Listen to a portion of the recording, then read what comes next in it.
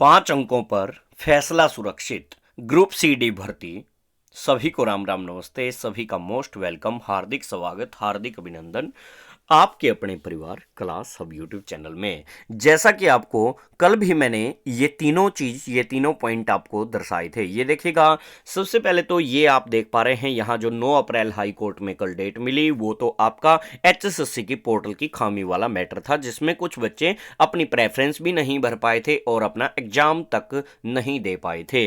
वो मामला तो 9 अप्रैल को चला गया था। टीजीटी वाले थोड़ा सा ध्यान से सुने, यदि 5 अंक मिल गए तो फिर ये चेक किया जाए कि आखिर वो एक्सपीरियंस कौन सा काउंट किया जाए, क्योंकि इस बात के ऊपर केस है, एक्सपीरियंस कौन सा काउंट किया जाए। दूसरी बात, टीजीटी के ऊपर बार बार मैं बताता आ रहा हूं, टीजीटी के ऊपर किसी प्रकार का कोई स्टे नहीं है। 95 में से रिजल्ट जिस दिन से ये देना चाहे उस दिन से दे सकते हैं, बस इनकी मनसा साफ नहीं है। रिजल्ट बिल्कुल तैयार रखा है आयोग के अंदर, बस रिजल्ट देने की मनसा के ऊपर डिपेंड करता है। किसी प्रकार का स्टे नहीं है, केस जरूर है, स्टे बिल्कुल नहीं है। डेट मिली है क्योंकि 5 मिल गए तो फिर उस एक्सपीरियंस, कौन सा एक्सपीरियंस के देने हैं वो महत्व रखता है, और 5 कट गए तो फिर वो ऑटोमेटिकली कोई उसका फिर एक्स्ट्रा केस का महत्व ही नहीं रह जाता, वो ऑटोमेटिकली डिसमिस हो जाएंगे। अब बात करते हैं सोशो इकोनॉमिक के इस केस की, जिसको ये देखिएगा यहाँ पे डायरी नंबर और सब कुछ देख पाएंगे।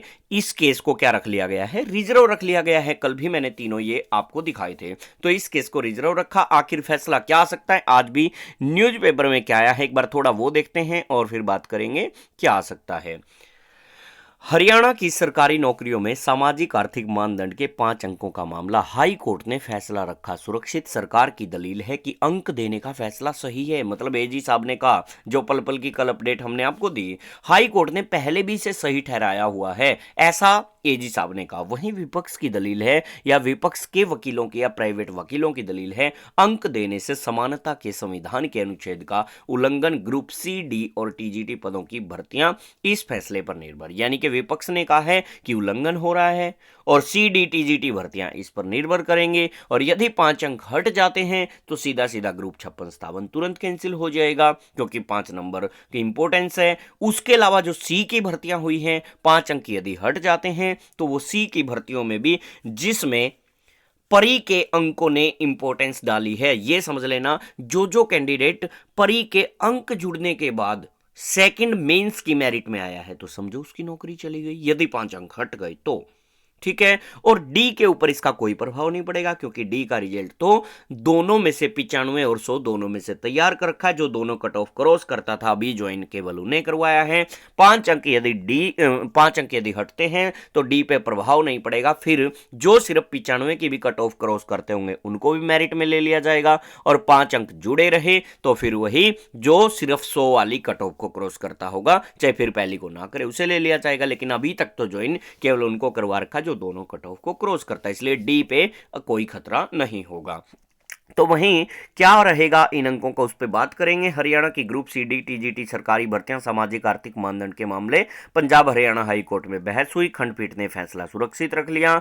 सरकार की तरफ से एजी साहब ने बताया कि अंक जरूरी हैं, दलील दी कि पहले भी हाई कोर्ट सही बता चुका है इन्हें। 5 अंकों को चुनौती देने वालों के वकीलों ने दलील दी कि ये समानता के अधिकार का उल्लंघन हो रहा है। इस प्रकार से लंबी बहस चली और नीचे तक आप देख पाएंगे। दैनिक सवेरा ने यह भी पूछा कि पुलिस भर्ती में दिए गए 5 अंकों का मामला भी इस पर असर पड़ेगा क्या, तो एजी साहब ने बताया कि अभी तक पुलिस भर्ती विज्ञापन में को अदालत में किसी ने भी चुनौती नहीं दी है, इसलिए पुलिस भर्ती का कोई जिक्र नहीं हुआ। ठीक है जी।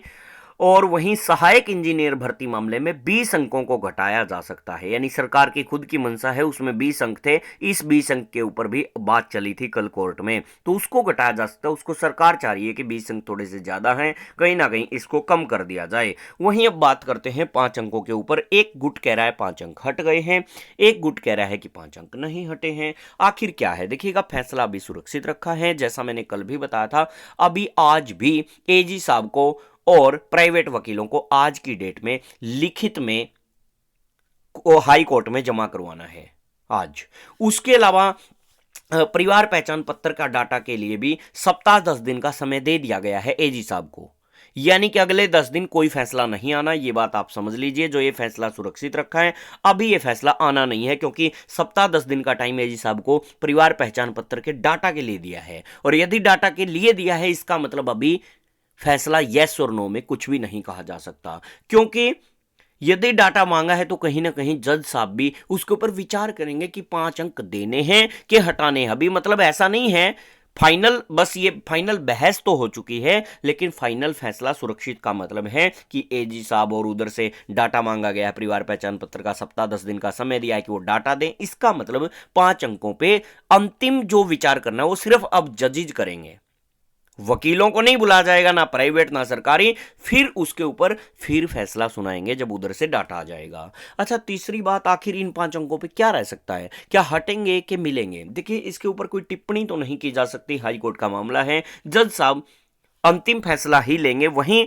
बात करें, लेकिन सिर्फ माहौल को देख के ऐसा कुछ नहीं कहा जा सकता, क्योंकि आपको मैं एक केस बताता हूं। पीछे हरियाणा पुलिस का ऐसा ही केस था। वो केस अंकुर सिद्धार प्राइवेट वकील थे, उनके पास वो केस था। बहस इसी प्रकार अच्छी खासी बहस चली थी और उसमें जीत प्राइवेट वकील की होती हुई नजर आ रही थी। फैसला सुरक्षित रखा था, उसमें भी कुछ ऐसा ही मामला था और बाहर बस यूं हो गया था कि प्राइवेट वकील की जीत हो चुकी है, जीत हो चुकी है, और अंत में फैसला वो सरकार के पक्ष में आया था। तो इसीलिए अभी टिप्पणी करना मुश्किल है कि फैसला सरकार के पक्ष में जाएगा कि फैसला प्राइवेट वकीलों के पक्ष में जाएगा। ये तो आने वाला समय ही बताएगा, लेकिन अभी तक भी फैसला हुआ नहीं है। सुरक्षित रखने का मतलब ये कतई नहीं है, बस अंतिम बहस नहीं होगी।